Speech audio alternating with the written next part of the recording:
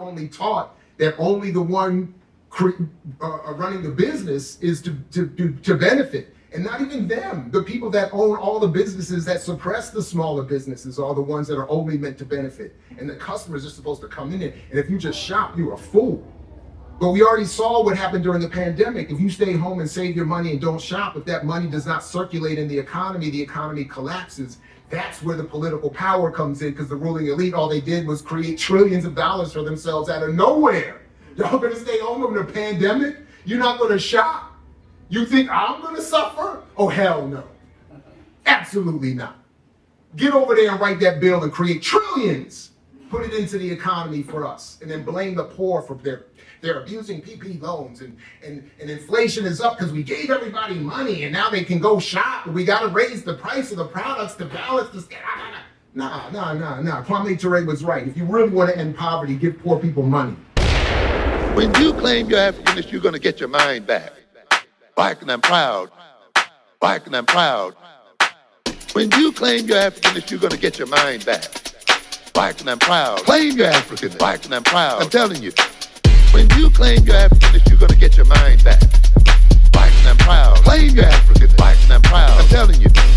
When you claim you're Africanist, you're gonna get your mind back. Black and I'm proud. Claim you're African. Black and I'm proud. I'm telling you. Become a part of it. Embrace it. Become a part of it. Embrace it. Become a part of it. Embrace it. Become a part of it. Embrace it. When you claim you're Africanist, you're gonna get your mind back. Black and I'm proud. Claim you're African. Black and I'm proud. So, up next is our lecturer for today, Dr. Jared Ball. Give him a round of applause. I'm not bringing you up yet. Give him a pre-round of applause, right? You know. And let me see. I always try to think about something to say about a person that really sticks out to me before I read their bio, right? So Dr. Ball. Let me just go back a little bit. So I was at some event in a high school, I think it's a high school, elementary school, Utah, what is it, Utah what? Something. I don't know who, I think maybe Brother Haki was doing something, or maybe Jabari was doing something, Marshburn, Utah Marshburn High School, I think it was Brother Haki. And then Dr. Ball came in and he was talking about Kwanzaa in a way that, I didn't necessarily like the way he was talking about Kwanzaa, you know what I mean? But anyway, nonetheless, it is what it is. He's critical, right? Then, so let me think about what happened later after I saw Dr. Ball. You know, of course, he has the books, like the what's the book about Malcolm X? The Lie of Reinvention. The Lie of the Reinvention of Malcolm X. We used to sell. I don't know if we got any copies of it right now, but the Lie of the Reinvention of Malcolm X. I then began to see him. I just saw him everywhere. So nonetheless, I would just say what sticks out to me about Dr. Ball is his intellectual ability. I feel like he's very sharp, very, let's say, critical. And I think he has a lot to say. Just personally, I really appreciate him because I feel like he has the intellectual ability to look through the smoke. It doesn't always feel good when someone is one that looks through the smoke. And lots of times I've been,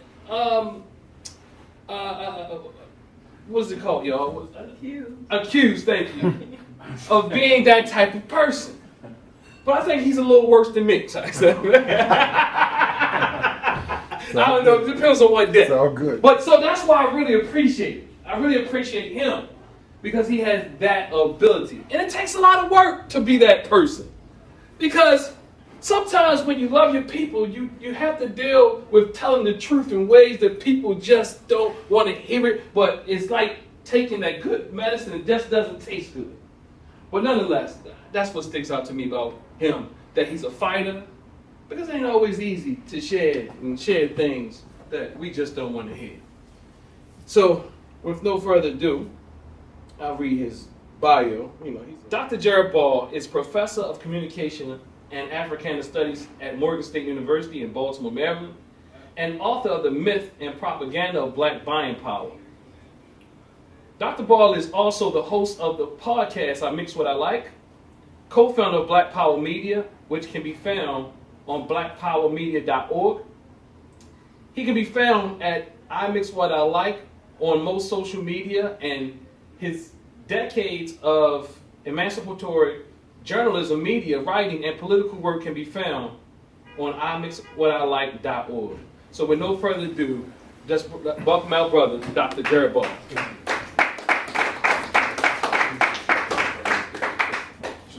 it preferred down here over here? However you want to do it. If you don't mind, I'll stand for a little bit just because my... However you want to do it. First of all, greetings, everybody. Greetings. So before I get started, just a big shout out to the space, TNAT, Dr. Winkler. I appreciate all the people who've come out.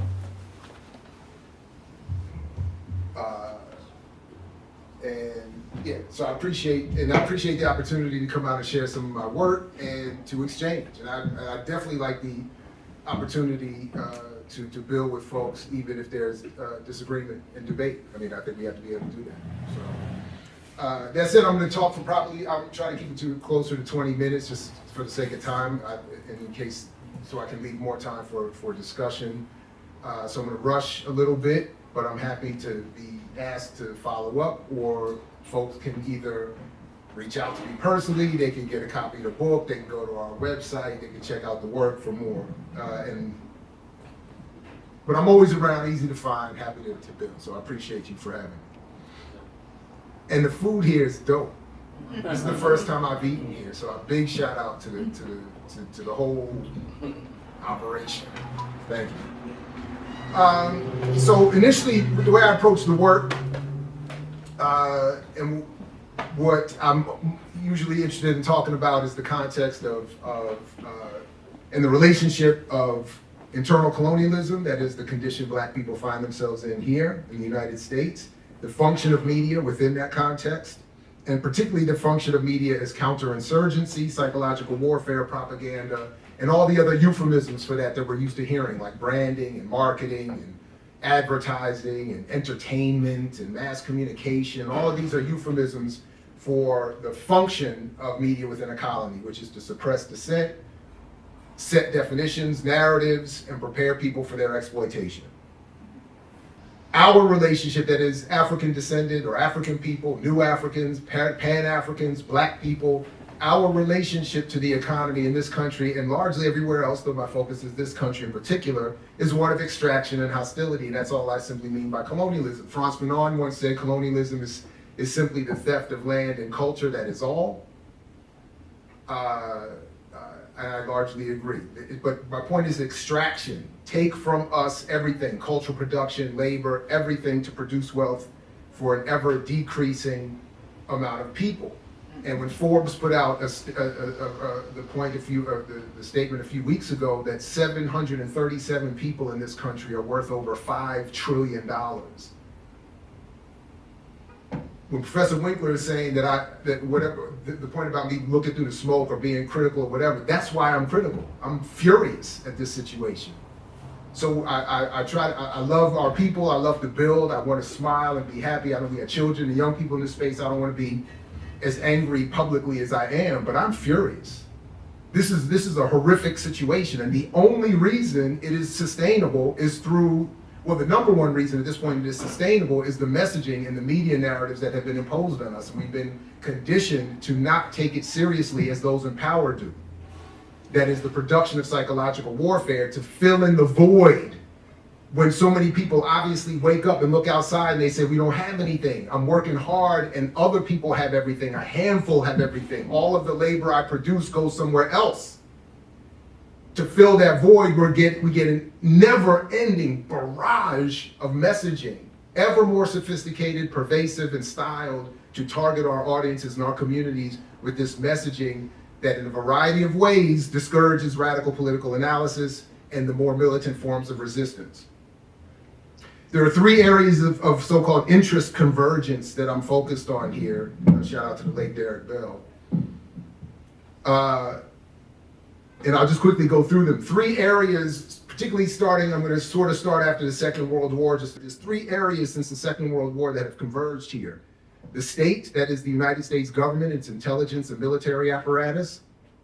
Their goal to impose after the Second World War, when the United States was a singular superpower, to impose a version of US capitalism and democracy onto the world, starting with or incorporating the messaging targeting internally colonized Black and Indigenous and Latino populations here, with this idea that you don't need to struggle. You just need a good middle class, and the state, this country can provide it for you. The amount of work and effort that had gone into creating this idea in the global mind's eye that democracy and capitalism are the same thing and they all equal freedom. It's nonsense. And then specifically, the development of what Barrett Brown calls today the cyber-industrial complex all starts to emerge in the form that we know of it today back in the 40s and 50s. All designed to reduce consideration of the government and its capacity and capability to protect and reduce it, that is the government, to protecting the interests of the ruling elite and to convince the rest of us, you don't need government, you just need yourselves. The elite, meanwhile, capture the apparatus of government and turn it into something that protects their interests exclusively. So that's one, that is the state. The second is the business community, that in line with the state, collaborated to form a mass communications field of study, specifically to develop the tactics and study the tactics that would be used to produce the kinds of psychological warfare we suffer. And again, to work with the state to redirect labor interests away from unions, government, and entrepreneurial and toward entrepreneurialism. Don't look towards unions. Don't organize your labor. Don't look to the government to redistribute the wealth you've all already created. No. You, the poorest of the poor, start some businesses. This is all coming out of their literature. This is all something from, again, I'm starting my time clock, and it actually predates this, after the Second World War. This idea that people had started to realize, wait a minute, government can help us produce and organize our labor and protect our labor and make sure we have the resources we need. So after the Second World War, those in political and economic leadership said, no, we gotta break that. And then finally, the third area of focus for me here is the Black business and media commercial class, who took advantage and still take advantage of this opening in the oppressive apparatus, in the process, took advantage to say, we'll promise through messages of integrationism, assimilationism, middle classism, Black bourgeoisieism, we will promise to target our audiences with that message if you, the government, protect our ability to exist, and specifically if you, the corporate world, buy our ad space. And to this day, this is a major problem from everywhere from all of our beloved media, from Roland Martin to Earn Your Leisure to $1,000 worth of gain, all these this whole Black media apparatus, funded by the most white conservative entities, all with the goal of targeting Black audiences with what is ultimately a white supremacist conservative argument meant to destroy our radical consciousness and desire to militantly organize and move. So I'm going to add here, as I've wrapped up the 3 areas of focus, I'm going to add here sort of what would ultimately be a concluding statement, but I want to say it initially, of what my solutions and goals are, because this is usually where I run into controversy, or one of the areas. So my argument around solutions and goals, it's really not that I don't have a solution, it's that the solution I've offered is usually just not seen as, it's not exciting, it's not encouraged. So what our goal and my solution is that we should achieve political power, not defined by mainstream electoral politics, but the actual assumption of power over policy and the redistribution of the wealth we all create. To get there, we need to be in political organizations, building movements, and specific to my argument, we must evolve our understanding of media, their role in myth-making, and as counterinsurgency designed to deny us our radical political traditions, which include revolutionary nationalism, critical analysis of and productive capabilities of our revolutionary culture, And Pan-Africanism is defined by the organization I'm a part of, the All African People's Revolutionary Party, which is on the standards of the United States of Africa under scientific socialism. It is not that I'm against supporting black business. It is not that I believe that black entrepreneurs are the problem or the enemy, as some like Abram Harris has said historically, the black economist. What I'm saying is that black capitalism, black entrepreneurialism is itself not the answer. It has been promoted and encouraged as a solution we follow, but it cannot work. And I'll come back to that in just a moment. But I just want to be clear. I am not condemning the idea of supporting black business. I'm not condemning black entrepreneurs. I am condemning the idea that this is the pathway to liberation of black people. So I want to continue to make that distinction. My little bit of work, The Myth and Propaganda of Black Buying Power, as a subset of a broad set of analysis and study that has been critical of capitalism and its relationship to black people for a long time, I think does a fair job in adding to the demonstration, to the data, to the proof of what I'm saying about the inability for black entrepreneurialism to solve our problems. So this is not a speculation. This is not what I'm hoping for. This is what the data and the history demonstrate.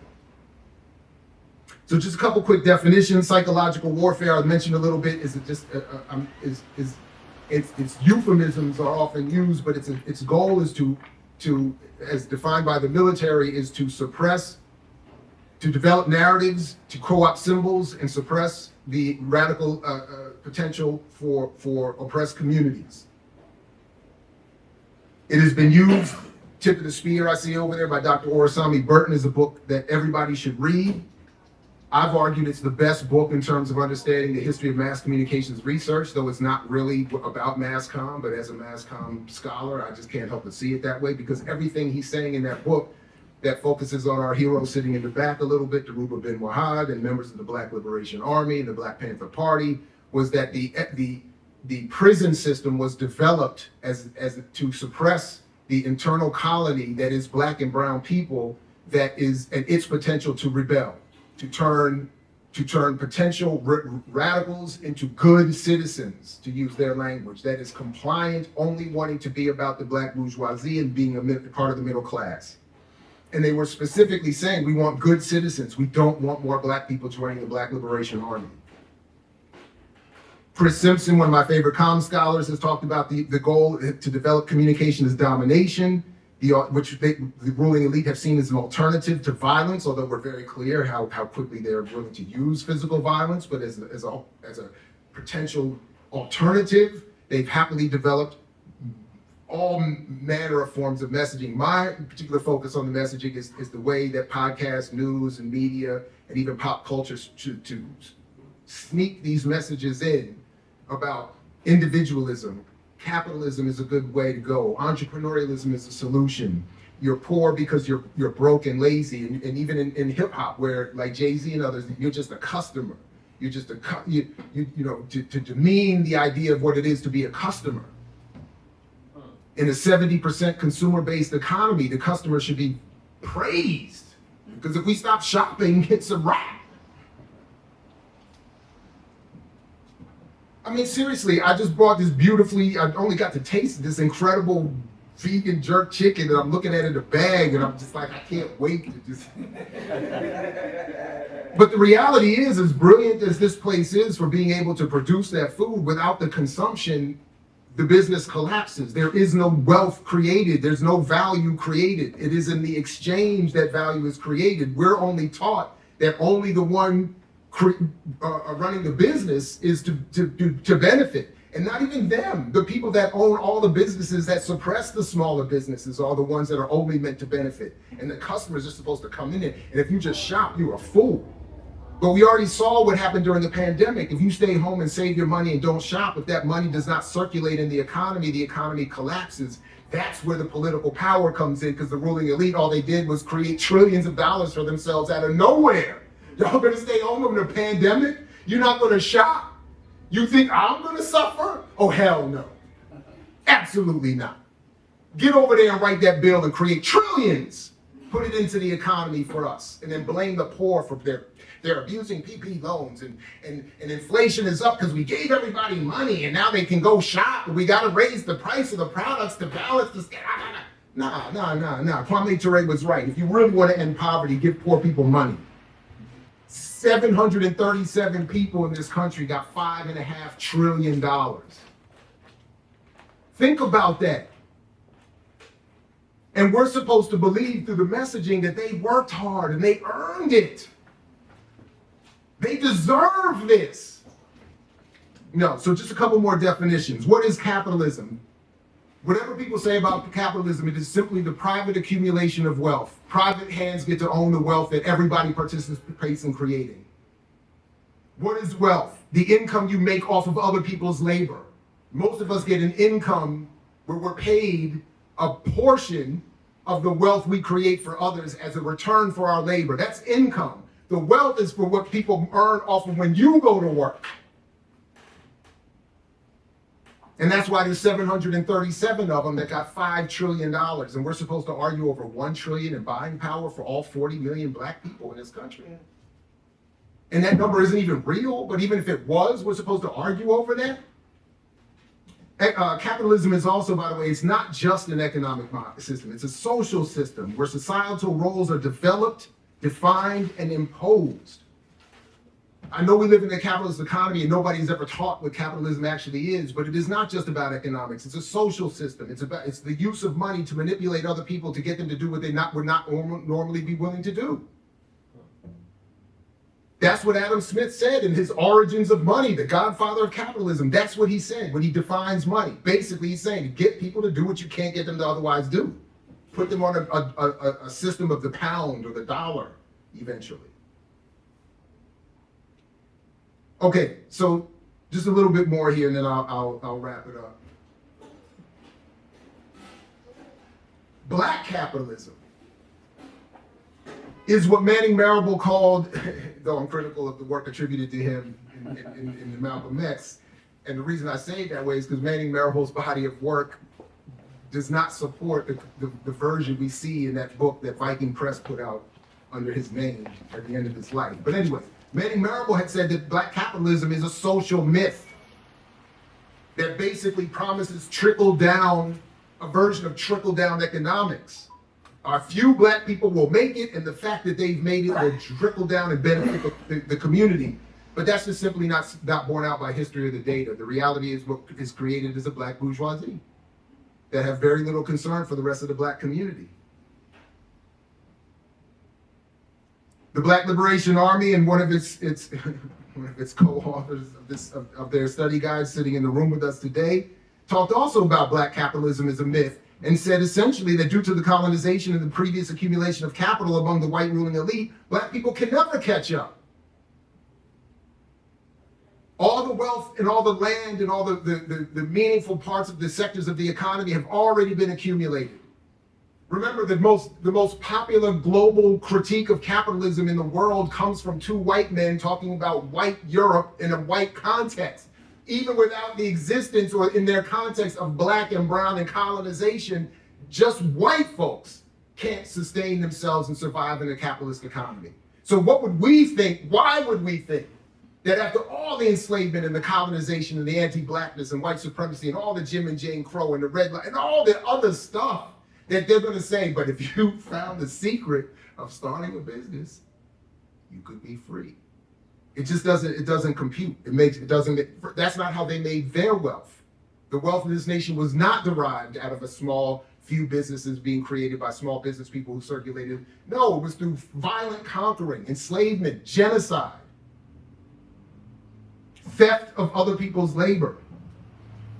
Marisa Baradaran, in her great book, and particularly her chapter called The Decoy of Black Capitalism, chapter 6 in The Color of Money, talks about what I'm talking about in a very succinct way. She focuses a lot on Richard Nixon in the 1970s, and that being the keynote moment or a keynote moment in redefining black power as black capitalism, where she describes black capitalism as a phrase was a, quote, rhetorical weapon against black radicalism.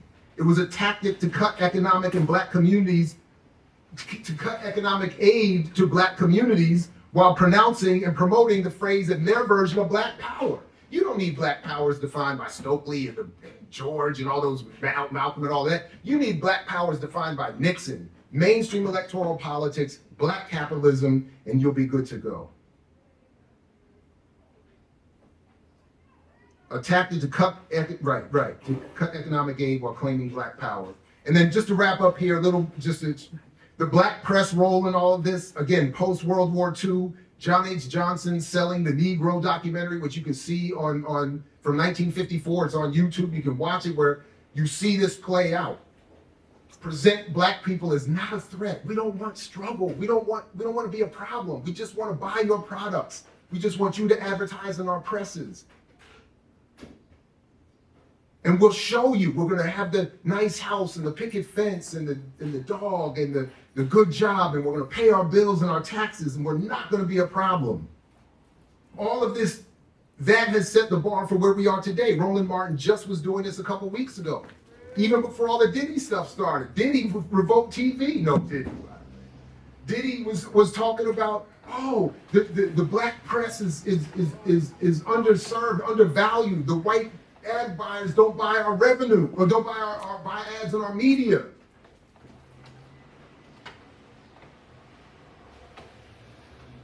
Which was another version of the John H. Johnson reminder. Why won't you buy ads in our media? Don't you see we're buying your products, we'll sell your products. We're clearly not promoting something radical or different. So then again, my work on buying power is just a subset as a concept and a phrase, and it has a history that was developed in today's version largely after the Second World War as well. It was hyper weaponized in the 90s by the Selig Center, who would become pretty much the single source for the most part for the promotion of the myth of the $1.8 trillion that black people are said to have, and if we spent it more wisely, we would be free, and this, that, and the third. But when you look at the report, and I apparently am one of the few people that actually buy it and read it, they say, we don't really know what buying power, we don't really have any way of measuring it, it's just estimates and projections, we're just basically putting a number together so we can have the report to give to ad buyers who will say, hey, if black people have basically earned $1 trillion, all of them combined. If they spend everything they earn on our products, we'll call that power. And then we'll put it in the press as buying power. And then that phrase gets confused through misunderstanding and the black press need to promote it as a mechanism of attracting ad revenue. Then it trickles down to many in our audiences as this power. And if we just had the trillion, and if we just used it more wisely and stopped buying, all the frivolous things we spend it on, if we bought land and stock and businesses, we could overcome. But it's not real. The term power and the phrase buying power is meant to represent the power to buy products that black people do not own, produce, or benefit from once they are sold. It is the power to enrich those who own the economy. That's what the phrase means. And as part of this subset of this broader process of black capitalism and psychological warfare, it has been turned into a weapon to say black people are only poor because they don't know what to do with themselves. They're financially illiterate. They lack financial literacy. And then we look at the history of literacy. What is it? And my colleague Erica Brown, who's going to be putting out, I think, some of the most phenomenal work on this in the not too distant future on the history of financial literacy.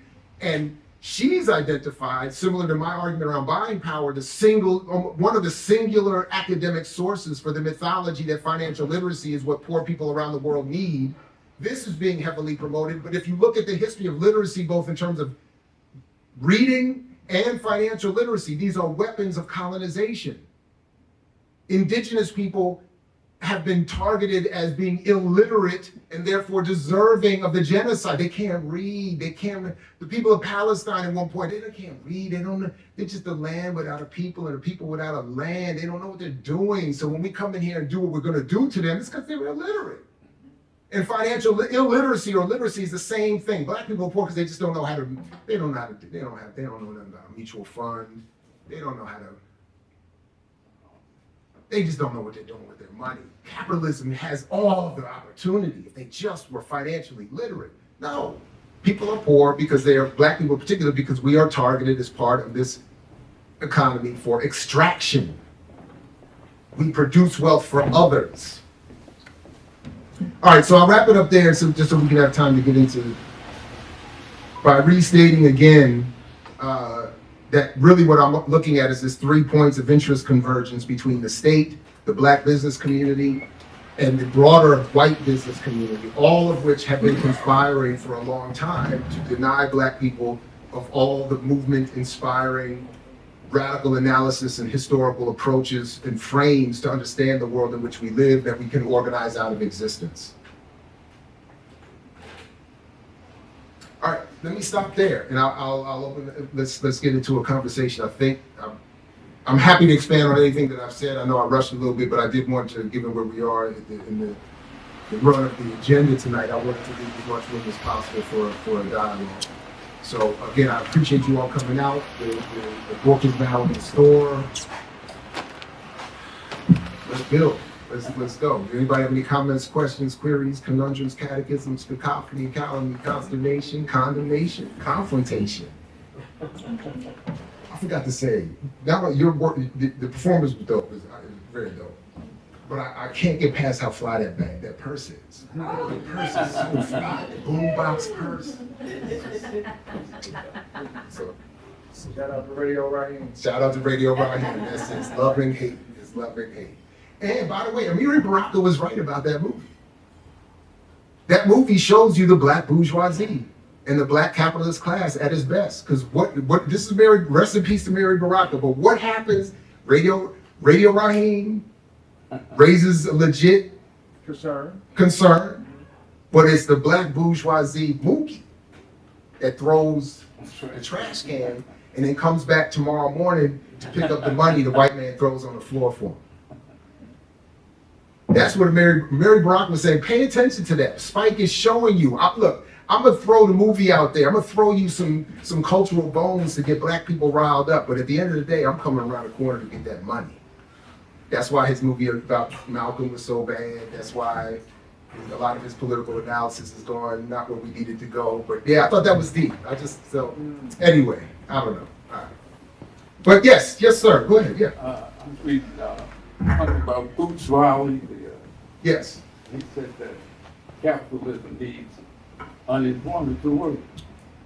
Yes, Bruce Riley said capitalism needs unemployment to work. One of the best analysis I read about this years ago was in the work of the political prisoner Mumia Abu-Jamal, who was one of the first people years ago in his prison commentaries to make me think about this point. Poverty and unemployment are planned. You do need a reserve force, labor force, willing to take jobs at any pay.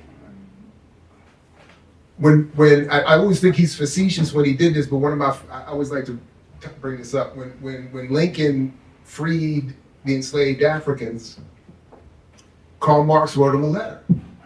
And I think the letter was facetious because Marx was a little bit of a hater. But Marx said, basically he said, thank you for freeing them because you freed all the laborers in Europe. And his point was kind of to that same point. If you have a reservoir of unpaid labor, it dries down the wages of the paid laborers even all the way across the world. So he said, all these white workers that were taking all that cotton and whatever and turning it in factories into clothes, their wages were down because there's a group under them that got paid even less. If you got to start paying them. Wall Street gets nervous when it's too much. Oh, of course, Wall Street gets, because when there's too much, when there's too much employment, that's what. So one of the books I've been reading is this book by her last name is Fawns-Wolf, and it's the history of the way the business community promoted capitalism after the Second World War. And she's talking about a time where most of us are not taught this or remember this, but prior to World War II and then just after World War II, there was this huge booming labor movement that was threatening those in power. And they were like, their part of their response was to say, wait, they got too many people, got too many jobs, making too much money, and they're realizing government can support their unionization And the government has a lot to say about how wealth is created and where it goes. We got to get rid of that, because the government is supposed to be for us. We just use the government to organize the military to conquer land and conquer so we can accumulate wealth. And then we use the government to create laws that protect our businesses and tariffs to protect our trade. We don't really want the government in here helping black people, poor whites. Oh, no. So a whole wave of propaganda was developed. Mass communications as a field was evolved, specifically to study how do you make Eastern Europeans good white Americans? How do you take the formerly enslaved African and turn them into good American Negroes? How do you bring immigrants in to make them work and then send them home when you don't need them anymore? All of that, we're seeing it right now. You got black people yelling at Guatemalan immigrants, how about you taking our jobs? That's the beauty. Nothing more shows me more the success of psychological warfare than watching any of that. What? They're coming here because of U.S. imperialism. Of course. I was at the what was it, the 20th? No, the 30th anniversary of the March on Washington, where part of it was turned into a petition, an effort to get Clinton to not sign NAFTA and CAFTA. And all the labor unions were out. Everybody was out there in D.C. marching. Please don't, we brought you into office. I thought you was the first black president. And all he did was sign it all the way. So all those immigrants coming up here, they don't have jobs at home. And then the beauty of it is they can say, no, don't look at us who do all the hiring and walk off as part of the 700 people with $5 trillion. No. Black person, you're poor. That El Salvadoran took your job, man. We had it for you. We was about to hook you up because we love you. But then they crossed the border and I got, my bad. But get mad at them. Don't get mad at me. I'm just hiring them. I'm just setting a policy. But that's why I said Wakanda, that second movie, that's what that movie was about. Get the brown people from down there are the enemy, and the Africans got to fight them, and then the white folks are the friends. I was like, this is beautiful. But that's what's really going. Yeah, absolutely. You need to have, poverty is programmed. Unemployment is programmed. Houselessness is programmed. So that, look, George Jackson, you mentioned him earlier. We talk about this all the time. The reason that I talk about I'm a hater is because of what he said. And I'm paraphrasing, but he said, look, I want to love everybody. But once I realized you all were doing this on purpose, now I hate you. And I hate this. I hate this.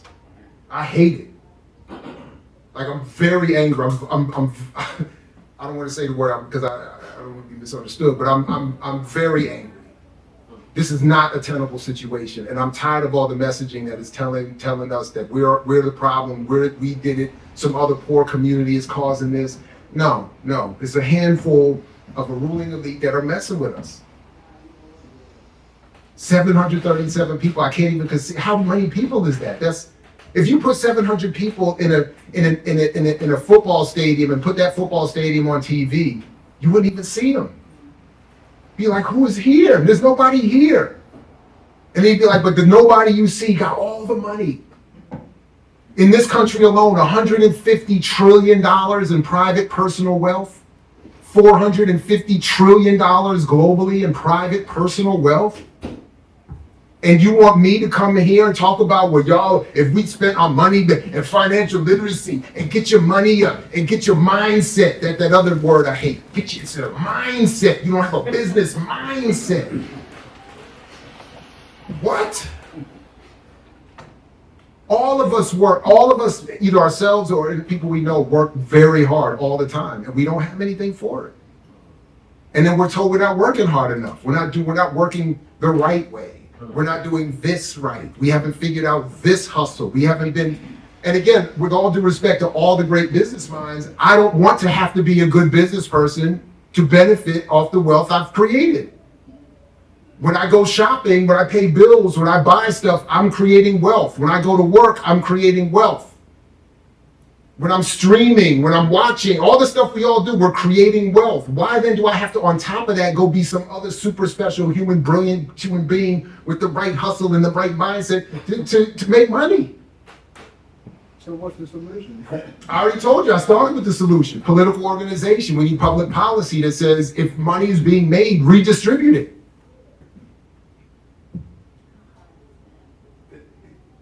Go ahead.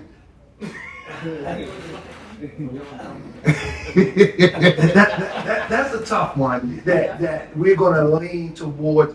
Let's say this, what is the political strategy to make that what you're saying a reality? Because it seemed very wide rush to say that the political part will be the solution, but what is the political practical, like what is practical? What do we do politically from your point of view to change that, to answer to what you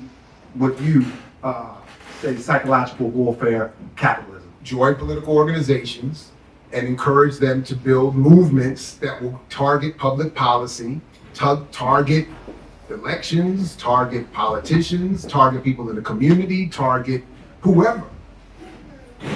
And say there's all this money around here. Why is it not coming to the people? What I know is not a solution. Look, I understand it's vague, it's difficult. There are things that I would want to say that I will not say on a mic that's being recorded. But the reality is we have to create movements that make the function of the society untenable. You mentioned that that business is not the solution. Correct. Would you consider it being a part of the solution or not a solution at all? So if a business is working as part of a politically organized effort where the wealth that's created is being used for the people to develop, of course. Okay. If business is used if business is used just so a handful of black people can sustain and get over and just not have the most viciousness of the society be on them, I'm cool with that too, up to a point. Really, I am. But what the problem I have is that it's promoted as the solution for the collective. My last question. Business cannot create the wealth that black people need to sustain the entire collective. It just can't do it. Capitalism won't allow it to do it. From a business perspective and a grassroots perspective, then how do you finance I don't want to say You don't need to. How do you finance the resistance of the system in which you speak? I've never agreed with this point. You don't need money to have a political movement. You don't, and you don't need money to develop. The only real power we have is the organized numbers in our collective communities. That's it. There's I know I rushed through it, but what I'm trying to show here is that because it is understood that in this economy, poor people cannot catch up, black capitalism and entrepreneurialism has been promoted to us intentionally as the one solution, because it is known that if we do the other maybe more difficult thing, and it's not even more difficult because obviously black businesses have not been, 2 million black businesses were created between 1992 and 2012, and their capture of the national sales revenue went down to 0.5%, a 0.5%. Because black people don't attract the revenue from venture and investment capital to expand their businesses. Black people's businesses are targeting other black people who don't already have enough money to circulate to make those businesses expand to help the entire community. And as I was trying to say, even in the context of a white supremacist capitalist society, capitalism doesn't work for white people. White people are out here suffering and struggling. And again, the biggest critic of capitalism the world has ever seen is 2 white boys from Europe. One of whom was the son of a rich merchant, a manufacturer. And even he was like, it don't work for the collective. All the best we can see is a handful of black people make some money and the rest do worse and worse and worse. 2050, black wealth is gonna be zero in 2050. The National Bureau of Economic Research produced the Dericourt paper where she showed that because of the beginnings of enslavement, wealth is already accumulated. So black people are 6 to 1, or 6 times to 1 white wealth to black wealth today. She went back and her crew showed that if you start from the end of slavery to today and take away all of the racism, all all of the inequality. Because of that starting point from an end of enslavement and white people already accumulated, she said even then black people could only get at best to 3-to-1. This is not an issue of business and entrepreneurialism, and it's not that we're financially illiterate. We are cut off, as are most people. There's only one Amazon. There's no white competitor to Amazon. There's no white competitor to Walmart. There's no white competitor to Google. You mean black competitor? No, I'm saying white. White, yeah. That's my point. Even in the white world, there's no competition. So, and that's what I'm saying. For them to tell us, who suffered way more, that we can catch up, create your own Google, create your own Amazon, create your own this, that's, white folks can't do that. The tendency towards monopoly, to buying out, to undercutting, that's why Google exists, because it bought off all its competitors. Microsoft bought off all its competitors. Every black business that gets to a certain, they sell. And then you see in the people in their social media, oh, they're sell out there. Well, that's all they're supposed to do. That's what business is supposed to do. You thought, you hear that, oh, black people are going to create business, we're going to create generational wealth like the white folks do. Well, they create generational wealth for their family, not all whites. And they do it by getting big and then selling to somebody bigger. They even have conferences. Go watch Jamie Johnson, the heir to the Johnson & Johnson. They're a little older now, but they're like the Born Rich documentary, the 1% documentary, where he shows these rich whites going to conferences where they're talking about how to save your money, how to keep your money in your family, not even among whites, just in your family. I was at a conference the other day where it was reported today, black people earn 15 cents on the dollar compared to whites. $200 billion a year get transferred in inheritance. 200 billion just in inheritance goes from one white hand to their kids. We can't catch up with that. We cannot compete with that. We're being hustled through this messaging to compete in a game we can't win. We have to destroy the game. We have to come up with a new game. And that new game has to be something, I keep my joke, this is for a certain generation, or I'm Frank White with it. If a nickel bag is being sold in the park, I want to cut. That's what our policy should be. If money is being made out here, it should come back to us in the form of pick the form. The book I was talking about, the Franz Wolf book, at the beginning of the Second World War, labor was so strong, they actually believed that there was going to be a successful labor movement that was going to have it for all working people, a 25-hour work week, months of vacation every year, wages that would increase based on the inflation rates, because today workers are paid at what rates we were paid in the 1970s. Absolutely. Go ahead. I'm in disagreement. I know. A lot of what you say. I hear you. But based on what information? No, I'm trying to understand. Yeah. I'm trying to get you to explain so I can understand. Do you have a practical example of what you're saying, a successful model, even in a minuscule? The Cuban Revolution. Okay. Got rid of the dictator throughout American business, created a socialist economy, and basically got rid of poverty, homelessness. Everybody got health care. Because they said if money's going to be made in our country, it's going to get redistributed. I was in this huge. I went to Cuba in 2000, and I'm in this huge building, this mansion.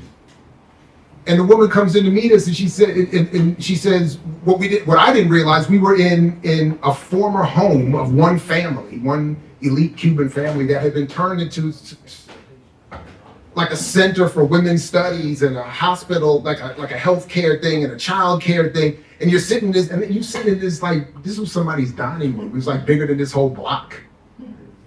That's what I'm talking about. But nobody should be living like that if we're living like this, is what I'm saying. But is it straight across the board in Cuba, or I'm not saying it's perfect. Imbalanced? There are of course some imbalances, but that's largely got to do with the blockade the United States puts on them. I mean, they can't do what they want to do. They're same thing with the Russian Revolution. 17 countries invaded Russia after their revolution to make sure that socialism wouldn't spread, and then they turn around and say, "See, Don't work. I used to tell my daughter all the time, it would be like me telling you before you go to school, make your bed. She makes her bed and goes to school. Then I go in her room and I turn the bed over, throw the sheets on the floor, and when she come home, be like, why can't you get yourself together? But Daddy, I made my bed. I had my revolution. My room was clean. Nah, it don't work. And then I go and tell her, see, she can't do it. She's too financially illiterate. She's too. At the conference I was at, this black man said that black people are poor because we're morally corrupt. We need more church. Word? Really? That's your analysis? We don't. Bezos is some godly creature. Zuckerberg is some heavenly, divine spirit. You know what I'm saying? It's crazy. Come on, my man. Come back at me. I know you got some more. I know I didn't win that one. I know I didn't win yet. Come on, man. Hold on. You take a break and come back. I do have a question, though. Now, the conversation, but I really appreciate the equation. I have a question just for just to kind of tie it into our last presenter. Yes, sir. And I got a lot, but nonetheless. Come on, let's go. But the one I do have is this. My last presenter spoke to, and quite a few of the people here, so I kind of want to hear your perspective on this. She spoke to this idea of the United States not being a pure capitalistic nation, right? She said that it's capitalistic and socialist at the same time. Then she also said that, I think that ties into your question. Go ahead, Ty. That part, then he'll pick up. Got you. Okay, well, all right. And so I guess my question will be, can capitalism exist without extortion, No, exploitation? no, that's the point. That's why Malcolm said, if you show me a capitalist, I'll show you a bloodsucker. So all right. So now I think the question also goes back to, can a capitalist society also have a social aspect of it, where it's a social aspect that takes care of the social aspect? So, For instance, yeah. Mm-hmm. that would be like, social welfare. Yeah. Right? The social welfare that we have in America. We had, I don't know where it used to be even better. So social welfare and these safety nets that this country has offered have been forced out of a response to labor movements, black liberation struggles, Chicano freedom struggle. It's been people fighting that got it. People had to literally pick up guns and shoot corporate heads of businesses just so we could have a weekend off. People had to shoot up, bomb trains and blow up businesses just so we could get 10-year-olds not in a factory. My point is, if everything that capitalism or colonization gives as a concession is a concession as a response to suppress rebellion. And then look at where we are now. It's all done really, as others have put it, to save capitalism. Nick Hanauer, somebody I reference in my book, is this billionaire venture capitalist who says, I love capitalism. But he went on this tour messaging his fellow elites saying, we're doing too much. And his point was, we're exploiting the people. His line, I remember him saying in one interview was, we're at the point where a Starbucks employee can't afford a latte from Starbucks. And when that happens, he said they're going to come after us with pitchforks. That was his word. And I was like, you're damn right. I was like, that's what it should be. That's exactly right. How dare you live on all this money? If I got to go to work and can't buy a product that I'm producing, you must be crazy. So they give us these concessions. So that was one of the points that I referenced, I know too quickly, was that the black power of Nixon was, man, give a few of these black folks, put a couple of them on TV. Let's create some superstars. Let's elect a few of them even. It don't matter, because that's why Kwame Ture said black power is not black visibility.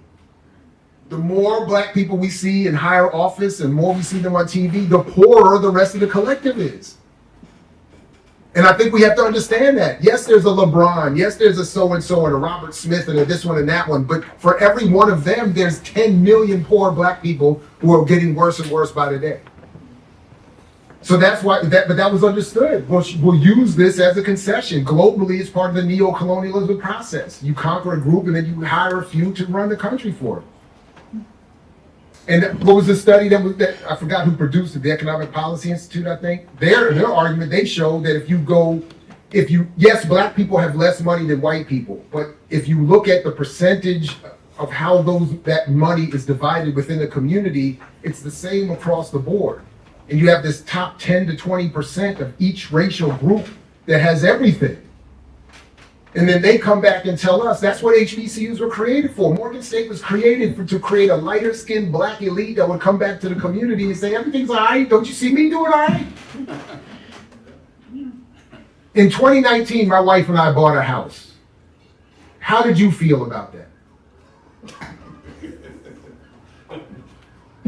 I mean, that's it right there. That's the whole point.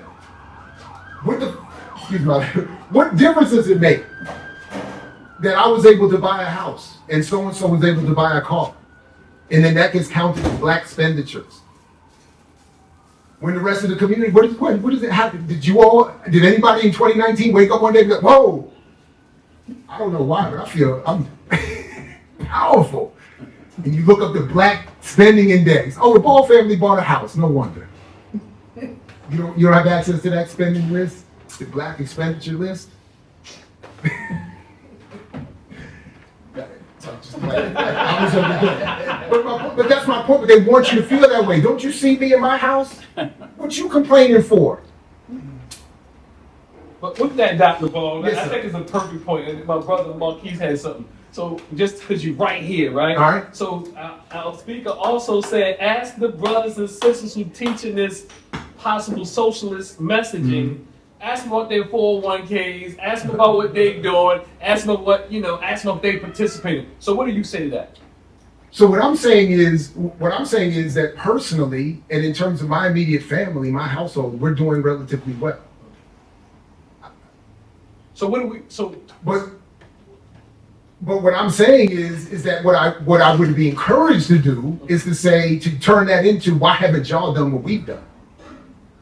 What I should be saying is, I'm one of the fortunate, lucky few to slip through the system, and at most, like Huey P. Newton, who was referenced earlier, said in Revolutionary Suicide, I have to commit revolutionary suicide. And some of the work that I produce has to benefit the collective. The way I spend my money should benefit the collective. The arguments I make should benefit the collective. Should be pointed in that direction. And when my own daughters, when we all their lives, when we drive by a house where you're the houses where you're supposed to drive by and be like, damn, I wish I had that. Whenever I see them start looking like that, I'm like, you look, they're your enemy. They are benefiting from a system, quietly enjoying a system, and living in a house that you can't live in. So then in 2019, my daughter said, but Daddy, most people don't live in a house like this either. So how should they be looking at us? And I said, exactly the same way. To the extent that I am in a better economic condition and not being punished for it, I am betraying the mission I'm supposed to be fulfilling for my community. So should they aspire for that? No, but my point is, I have what I have because you can't have it.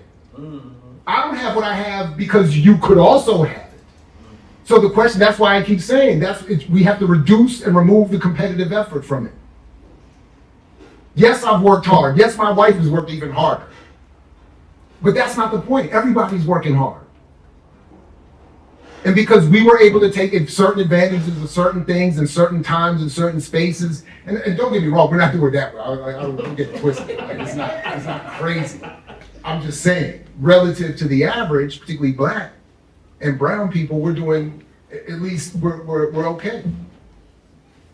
I'm not really worried immediately about tomorrow, like most people are. But I've been there. I've been homeless. But that begs the question. All of that. Yes, sir. Go ahead. All right, go ahead. Yeah.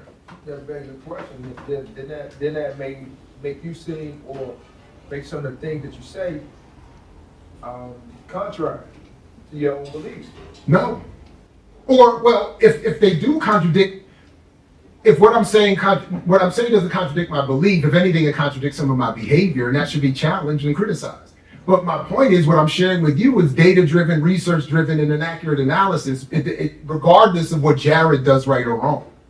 And that's sort of my point. But if Jared Go had ahead. the information, because everyone doesn't have a PhD in Correct. in the study that you study. Correct. If Jared has information, that information should be brought back to the monks of the masses of the Right. people, and with that, Yeah. with that same information, now lead the movement, now lead the understanding, now lead the people. That's that's another way to counter what you understand. Because if you understand it on a level that we don't understand it, that gives you the No, here I advantage. am. But here I am. Unless there is scheduling conflict, I never turn down an invitation, and people can corroborate. I never take money, unless I'm at a university for these presentations. I don't take money from community from the community. I'm always here. The first edition of the book is free. The second edition is not really up to me. It's been paid for by the Casey Foundation, so I brought free books here.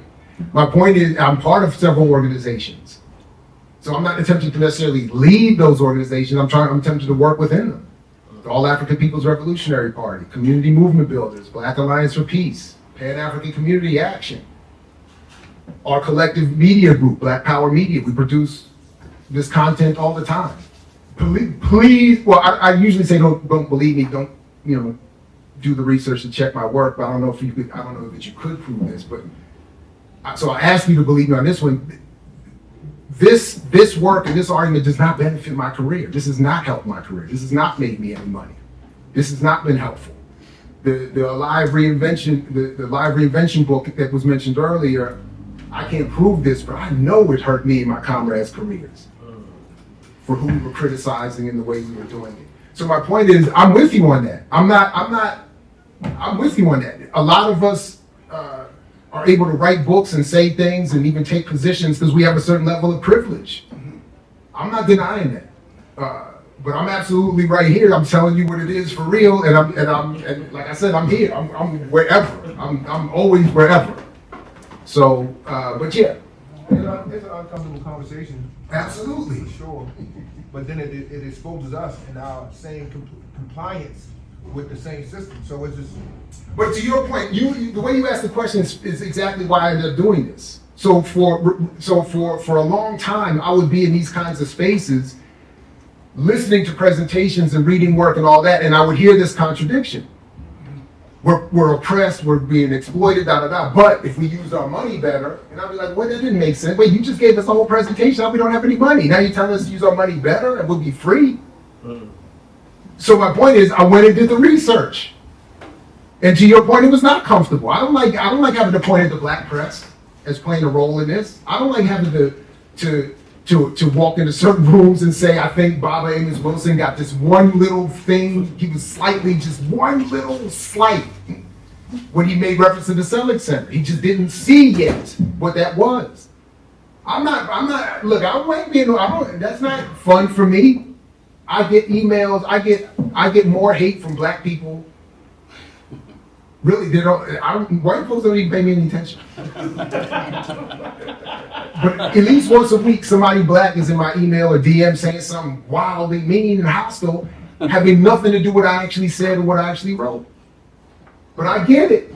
So I'm with you. This is not comfortable. I'm not happy to be walking every black space and trying to upset everybody. No. But to your point, I had the privilege of having the time and the space to do this research. I realized what was what.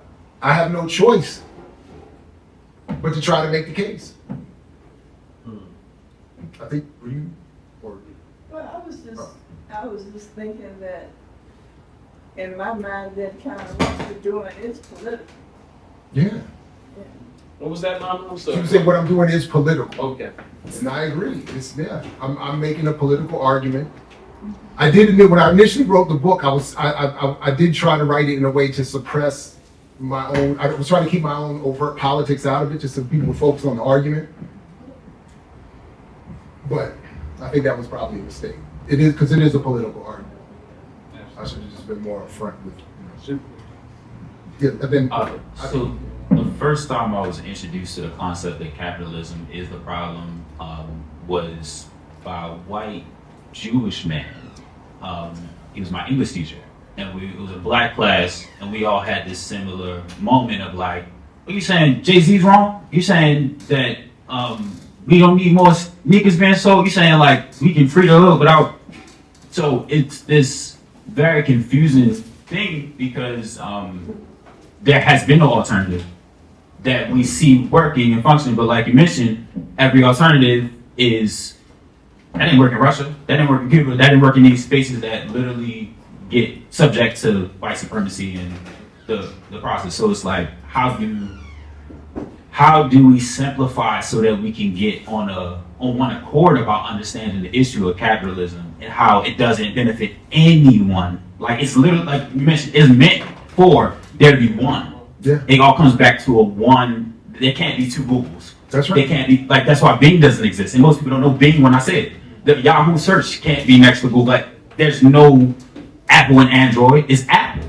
Even, it's to the point where people are joking about my Android isn't enough to the standard of Apple. So how do we get beyond that? Again, the only way I know to do this is to work collectively through organizations. Because individually, it's too easy to be picked off by the messaging. I didn't do too much on that tonight, but the messaging has been so well developed over the last 50, 60 years that, again, what Malcolm said, 50 years ago is more true today, that this country has perfected the science of image making.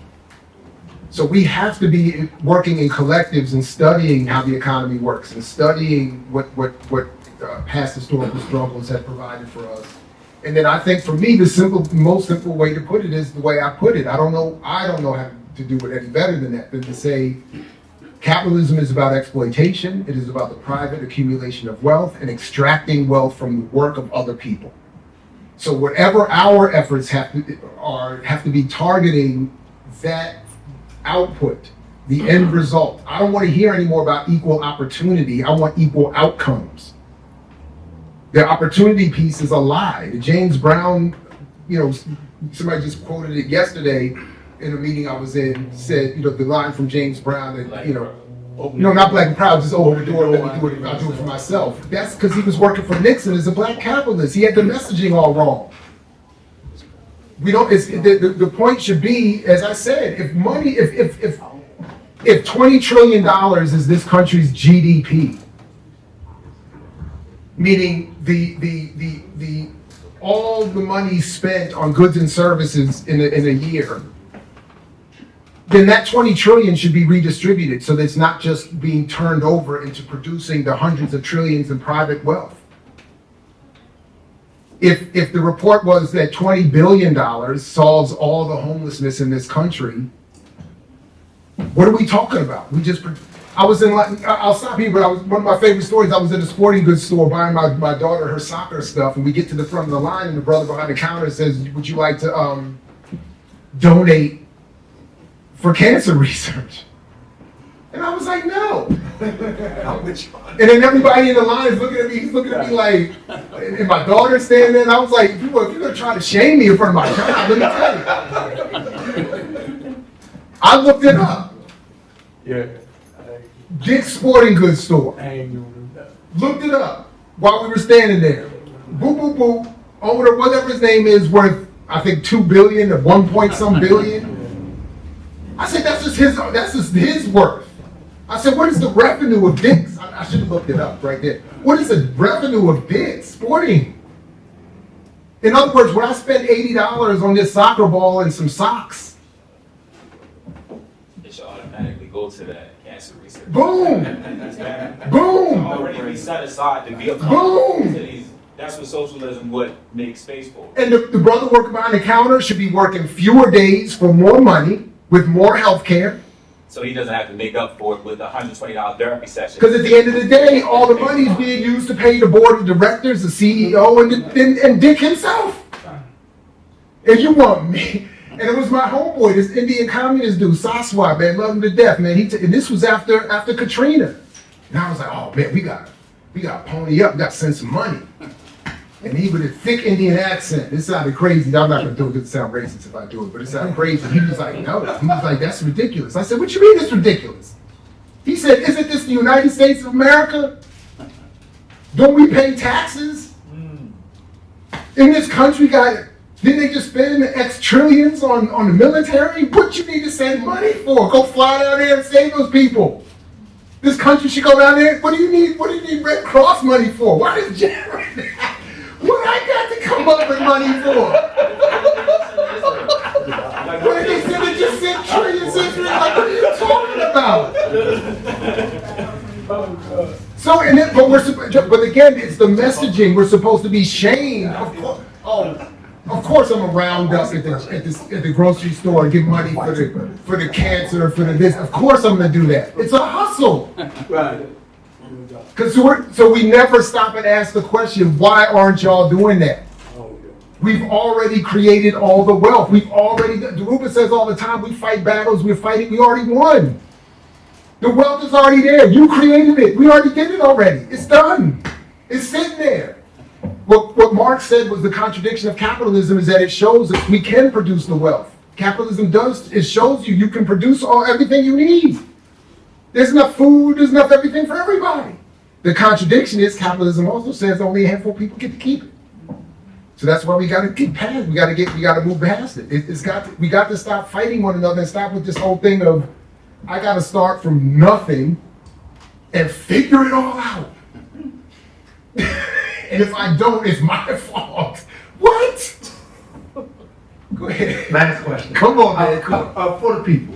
So what would your suggestion be? If you could give suggestion to find a job or be an entrepreneur business owner, what path do we take as a people? So what do you think? Again, it doesn't matter what I think. It's not speculation. We already know the data shows most black people who start businesses are starting that business because they didn't have a job and they're hiring themselves. They're their own employee. Right. So my point is, my point is, both of them are flawed. If you have the position if you are in a situation where you can create a business and sustain yourself and do your thing, do it. Do it. If going to school and doing all the other stuff is going to benefit you and make you more money, do it. But understand that neither one of them is a path to the collective salvation. And the only path you're saying is a political path. It is, because political power, and again, I don't mean political power, I mean it I in think the... political is part of that, Right. so don't get it twisted. I do believe that. But remember what I'm saying by that, though. What I'm really saying is in the definition of power as defined by Huey Newton in that. The ability to define phenomena and have it act in a desired manner. That's what I mean. I don't mean voting for a Democrat. I definitely don't mean voting for a Republican. What I mean is we need to develop, for instance, I've said I'm a Malcolm X voter. Because if you read what Malcolm X said about voting in the black community, he said we need to organize our own party, our own bloc. We need to be running our own candidates. We need to be producing. In other words, to say, we are going to elect you to go here to say this, this, and this. If you don't say this, this, and this, out of it. That's right. And what one of those thises has to be is if money is being made in my community, and by my community, I don't care where it is, if money's being made in this country, redistribute it back. And whether I went to school, whether I started a business, whether I did both, whether I'm a great businessman, whether I'm terrible and all I can do is spend money, it don't matter. All of it is producing wealth. All of it is producing wealth. It's like extortion, right? It's like extortion, so to speak. And extortionists usually got big guns. That's right. When I come to extort somebody on my block that's getting money, I'm coming and saying, listen, you can't eat around me unless you pay me. Right. It's an extortionist. So if you're gonna do that, you gotta have a lot of power behind you doing that. I hear you. So my daughter's new phrase is, apparently this is hot in their school, it's just so solidarity and friendship. They say, Dad, you got a war behind you. I love that. You gotta stand on business. Gotta have a war behind you. And the only way we can do that is to build parties, movements, organizations that do that. Not necessarily saying with guns and this, that, and the third, but to roll up politically and say, as King was saying at the end of his life, ain't no business happening today. The streets are shut down. The country is shut down. General strikes. Encampments like what we're seeing on campuses, but that are in front of elected officials' buildings, in front of runways. I don't know. Honestly, I don't know exactly what the movement should do other than to get itself together, because that's our only way of doing it. We can't individually, again, the data is very clear. There's not enough money to be made to catch up. So this idea of let's get our money right, then we'll engage the political system, that's just not. So we have to find other ways. We're gonna have to take risks. We have to develop uncomfortable movements if we want what we say we want. If we just want a handful of us to do, all right, then my argument is irrelevant. Go ahead. So I can get with you as far as why you don't know exactly what to do. It's a big thing, Yeah. right? Now, let's say I'm trying to say, what does the picture look like? Now, if you can pick not the picture of how to get there, but once we get there, have you imagined and can you articulate that to us what that will look like? It's sort of what I was saying a minute ago. When I think of it in terms of even what that book on the labor movement history I was referencing was talking about. That I don't necessarily have the final vision, but I see a world where we could make the immediate shift where more people are hired because more money is being developed and used as resources for employing more people who are paid more with more benefits, who work less. So all of the people who are currently unemployed would have a job. All the people who are currently employed would have less to do, making more with more benefits, more free time, more vacation, more health care. That's what I'm talking about. So that would be the immediate shift in terms of what I conceive could actually happen. That you could, and then if you start to look at and there's other things. That would be. So like, for instance, the federal government could say we're going to give, I don't know, a credit to everybody that currently employs anybody. And that credit is going to be used so they can double their workforce and cut the hours of everybody. So everybody's coming to work for 3 hours a day, doing their best work, fully rested, fully focused, 3 hours a day, your full salary plus benefits, got the rest of the day off, you get 2 months vacation time every year, paid, minimum. Let's start there. And see what happens. See what happens when people have more time and more resources and they're less stressed, and their rent is paid, and their health care is covered, and their education is covered. We can even start. I'm even I don't have it all figured out, but I even think about it in terms of the abusive standardized testing. Let's even just redesign some tests and give people some tests. What are you good at? What are you interested in? I used to say legalize all drugs and take everybody who's currently involved on the corner and give them a job. And then I already see with the legalized weed, they're skipping that step, and it's the rich whites setting up all the cannabis and making all the money. So I figured I missed my lane. But seriously, like, we already have a situation where there's just. So that's just what that's what I'm thinking. Like, before I get to the fantasy of what a world really could look like if we're not exploiting the resources and all this other, I don't know. I struggle with that level of fantasy. But my immediate is, everybody could have a home, refurbish all these. We were driving up here, all the boarded up housing, refurbish all of that, put people in it, give people jobs. How many construction companies would love the work if the federal government took even half of what they're spending on Israel and said, we're going to hire all these construction people and fix all the existing housing, put everybody in a decent home? I mean, these are the things, but look, Fanon has that line in Wretched of the Earth where he says the job of the colonizers is to destroy the dreams of the colonized. And the goal of the colonized is to develop to dream of all manner possible to destroy the colonizer. We've had our dreams suppressed, so I don't know exactly what to do or what it would look like.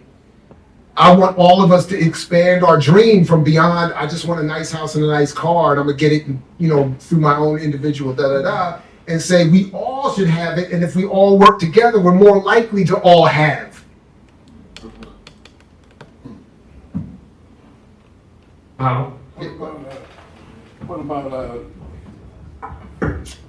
What about the talk of Black Wall Street, Tulsa, Oklahoma? Is that a good example of? No, because again, that history is totally misunderstood. So 95% of the people, Too Black, my comrade, and I haven't finished his new book, Laundering Black Rage. I don't know if he's gotten into this too much there, but he and his crew did a lot of research on this. But 95% of the black workers in Tulsa were broke. There was a handful of black business people that were doing everything, and they were themselves living off of the broader oil economy of the surrounding white business community. The white vigilante violence that happened for real masks the reality that the black business community rebuilt itself after that violence to be even bigger and stronger by the 1940s. But the problem wasn't the white vigilantes, it was the federal government that came in and ran highways through it and disbanded all the businesses and messed up all the contracts and all the other, and that's what destroyed Black Wall Street. The crackers that drop the bombs they're being used by the ruling white power structure to distract everybody. Yeah, I mean, that was horrible. I'm not trying to, obviously that's horrible. But the real problem with Black Wall Street was not the crackers. It was the I don't know what's bigger than the crackers. Them. The federal government did that. The federal government, and then just like the ruling white rich elite do all the time, they love to blame the poor whites and have everybody focus on the poor whites. Because it's easier. But it was the policy that did it. It was the public policy, it was the political decision making that destroyed Black Wall Street. It destroys all other black communities. It's not just the simplicity of the horrific violence. So that's why Tulsa is often misunderstood. And that's why the idea that if it wasn't for the racists who blew up our town, we'd have been good and black capitalism would have been good for us. But that's not true. And most of the black people there were not benefiting like that. They were not living well like that. It didn't benefit the collective. It didn't benefit the collective. That's what always happens. It always happens that way. A handful of business people do okay. And then they either become more conservative or they protect their business interests. And then, so one of the more fascinating, and I'll stop here on this one, but one of the more compelling things that I've been learning more about more recently is that, and I would want to adjust my argument going forward, is that black capitalism works among other ways to remove black people from the labor movement. In other words, instead of black people joining a broader labor movement to benefit all working people, they are convinced by this segregated black economy. And we'll just do it on our own, and we'll be on our own because we're separated anyway. We'll just do our own thing, and then it ends up hurting the overall black labor working community because they're looking to the black capitalist elite to benefit them, and they don't, and they can't. So I think that's very interesting. Again, I'm not denying the racism and the labor movement. I'm not denying all of that. I'm not saying hold hands with anybody. I'm not none of that. But I'm saying there is a labor movement and a struggle there that I think we should be more active in. You have to give them credit for being self-determined to even build the businesses, though. Again, my criticism is not of black people for creating businesses. But the self-determination also exists in the black woman or man that goes to work, even if they're not owning it. They're attempting to earn money to bring back to their family, to give some self-determined power to their family, maybe their community. So what I'm trying to say is that the black business person is not more hardworking, smart, or valuable than the black consumer. What I'm saying is we all should be seen as valuable because without one, the other is useless. And we should all benefit from the wealth we create. That's all. That's really what I'm saying. So what about universal health care? How come was that opposed to capitalism? Why can't everybody have it? So again, it depends how you look at it. Again, remember, Dr. King and Richard Nixon supported a version of both universal health care and a universal basic income. And part of what now Dr. King's argument was, if we have more time and resources, we can develop more radical programs. Nixon's version was, if we give them income, a little bit of income and some health care, they can't ask us for nothing else. And we can say, you're now done. You get your $1,000 a week or a month or whatever, now don't ask us for nothing else. Meanwhile, as George Jackson pointed out, hey, give them $1,000 and then raise the price on everything they have to pay for. That's what Nixon was going for. Oh, you want some universal basic income? Go ahead, give him a check. Watch where that check goes. We're gonna raise the price on the groceries and on the rent. It'll be right back over here. And then we can tell them, we already gave you $1,000 a month. What you want? Pull your bootstraps. Get to work. Where's my boots? That's the point. That's the point. Yes, go ahead. Okay, so my question is, just want some clarification for one.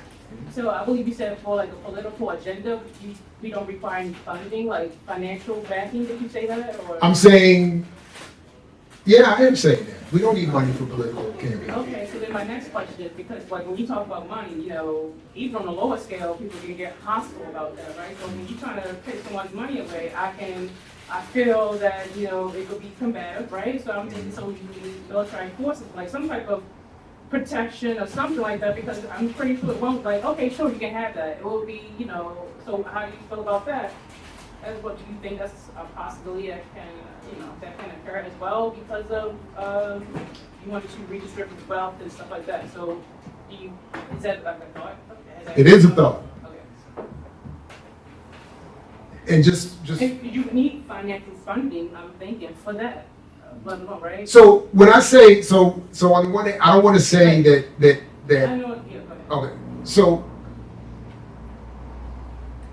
yes, there will always need to be an understanding of the role of the police and the military and intelligence agencies and the repressive I don't forces. think they'd be fighting on our side. No, I'm saying that's what's coming. Oh yeah, because we can see that kind of playing out now, right? Absolutely. Yeah. So I'm not saying that that's not a threat. I'm saying that we would have to be prepared to engage that as part of the reality. And that's part of the point I'm getting at, that yes, that you start talking about redistribution, people start getting uncomfortable, start reaching for the, right.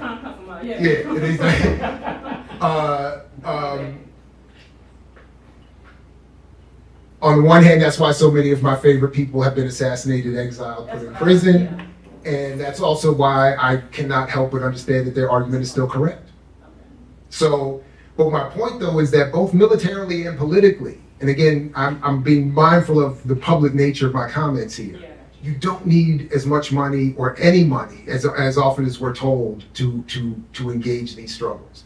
So when I was in the Navy, I was on a 50 cal machine gun mount on an aircraft carrier.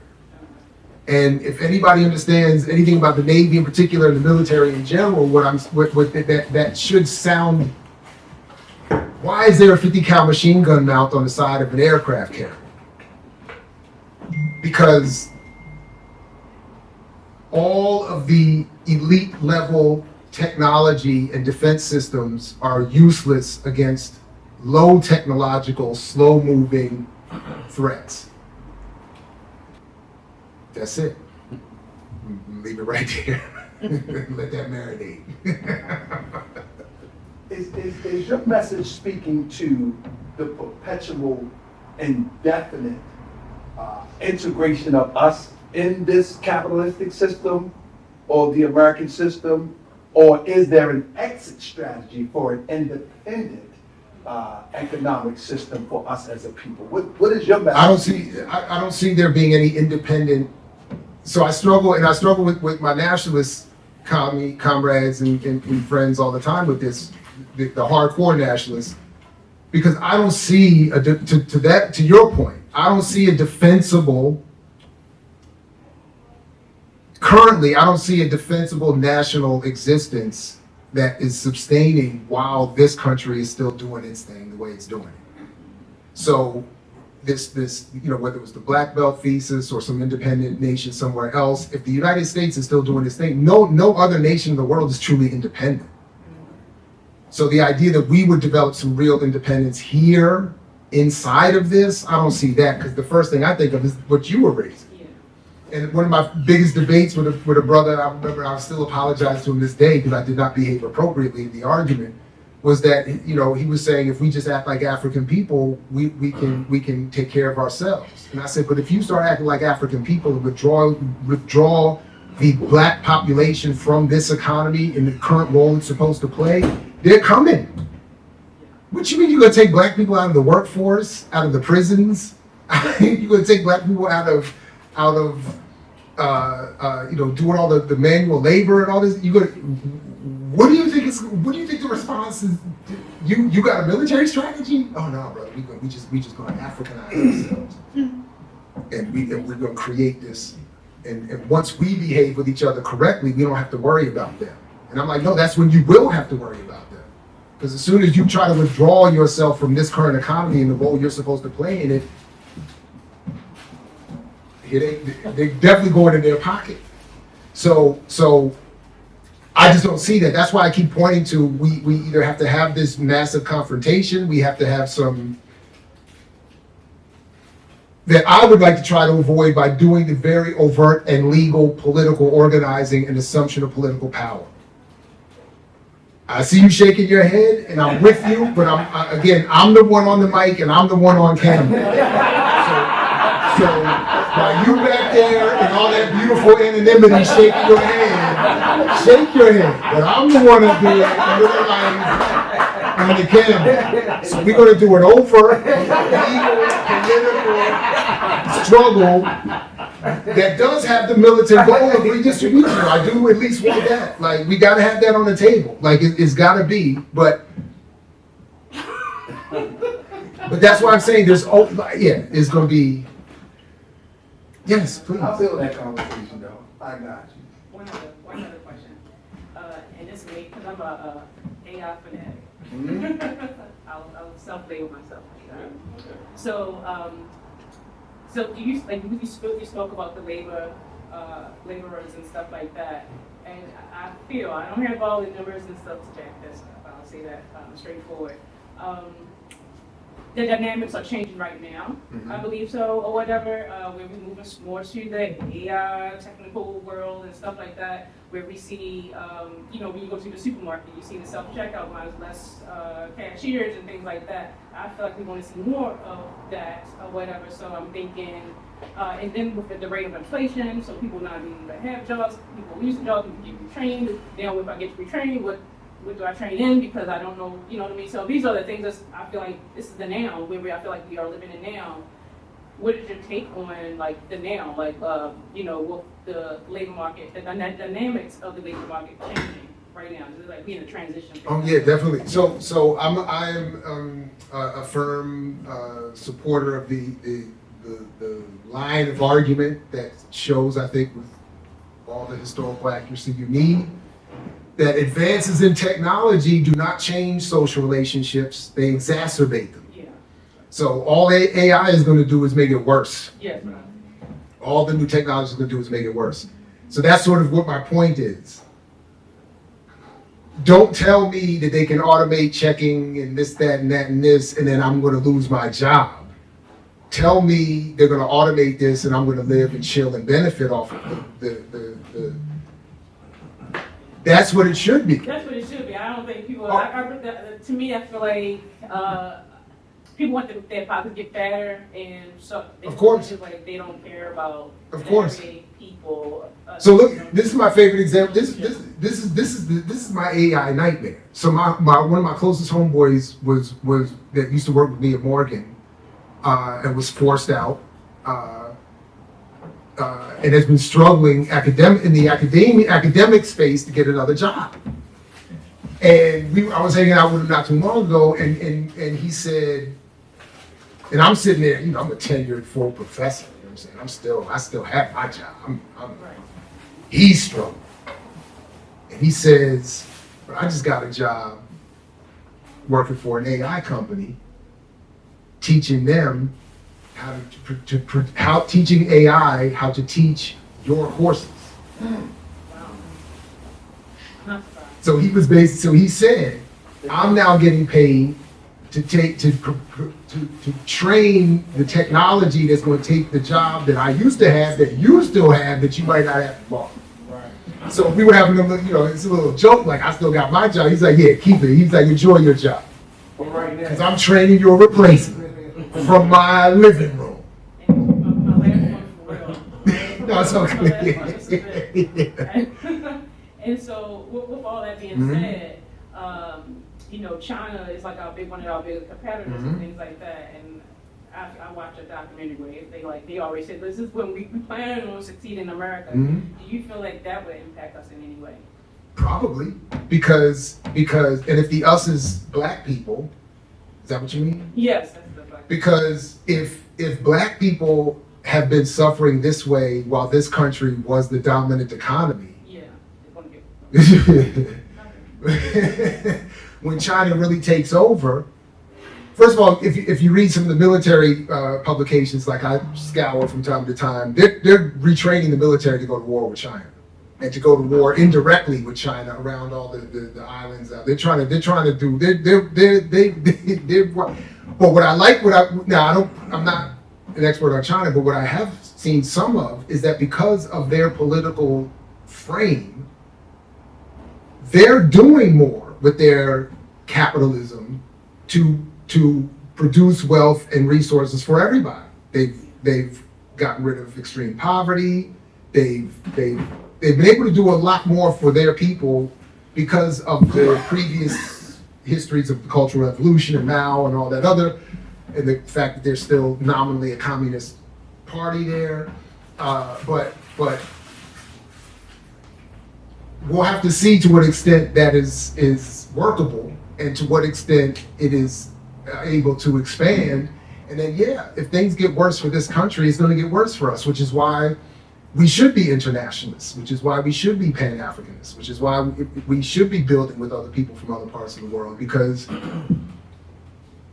wedding ourselves to this place, singularly is dangerous. I think is not a good idea. Yeah. Yeah, it's about that time, family. Give Dr. Ball a round of applause. They was started at you, Dr. Ball. Look, my man Hucker Bay, he coming here. Look, you got to Hucker quiet. No, I love it. I'm just messing around. I respect it. And I appreciate. Thank you all very much. So thanks, Dr. Ball. Great, grounding and taking the questions. Beautiful job. Tahaka Bay is actually coming up not too far from now, but check us out on the screen. We do this every second and the fourth Saturday of the month. Sign up for the open mic. Stop being shy. Come back. Share your talent. You understand? So again, give Dr. Ball a round of applause, y'all. I saw so much complicated business going on in this room today. I was like, for real? Bob, you got something? And don't forget to program to I Mix What I Like, Dr. Ball's podcast. Yes, thank you. Absolutely. Anything else you want to share? How they can follow you? iMixWhatILike.org. Just come through. Everything's there. Thank you again. Yes, sir. So second and fourth, come on out, family. Bring a friend. Tasha Pratt Harris. She's coming up, and she's going to be speaking on a topic that's going to be like did Dr. Ball say all that? And then we're going to come and hear this, But the topic, let's police training black people as a form of reparations. So come on out, beautiful sister. Some of y'all know it. Some of y'all know her husband, Brother Carlos Harris. Then Tahaka Bay coming up, unveiling Islam, an African tradition for Pan-African empowerment. They already come for him.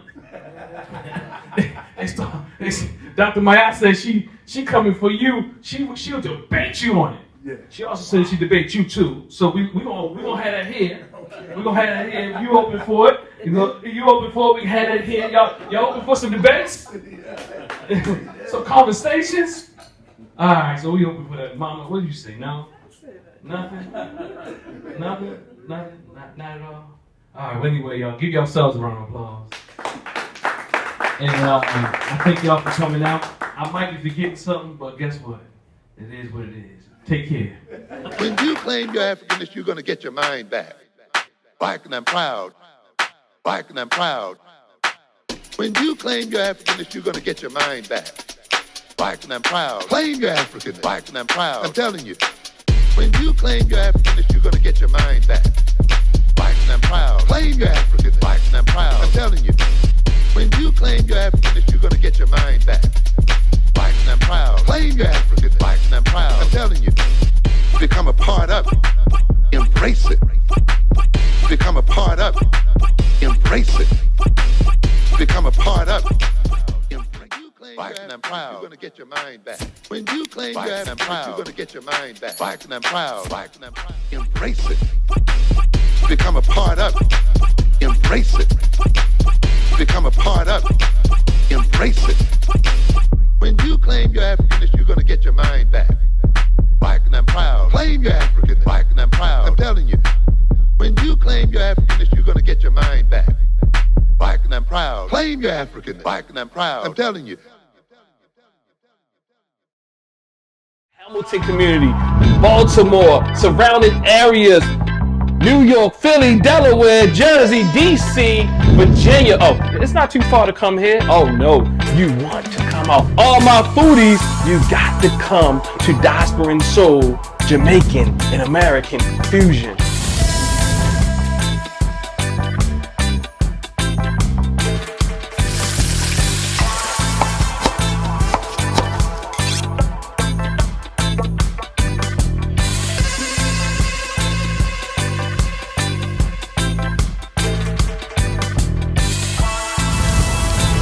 Come and get some of that soul of the African diaspora. It lights your taste buds up like none other. Come on in. 5525 Hartford Road, Baltimore, Maryland, 21214. Diaspora and Soul.